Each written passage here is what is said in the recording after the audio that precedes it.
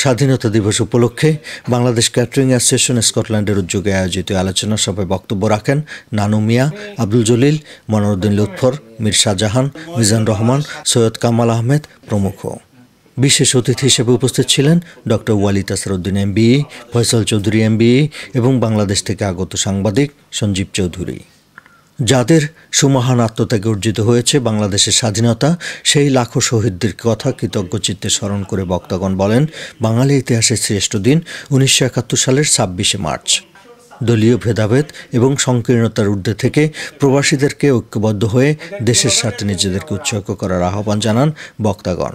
স্বাধীনতা যুদ্ধে পাক বাহিনী নির্মম বর্বরতার কথাও বর্ণনা করেন তারা।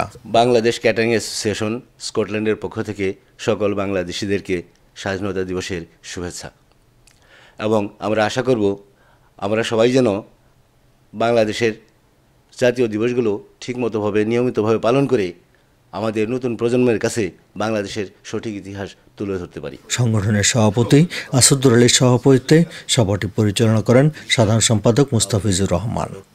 সভায় সবাইকে ভোট অব থ্যাঙ্কস প্রদান করেন ট্রেজারার মোহাম্মদ আব্দুল আহাদ।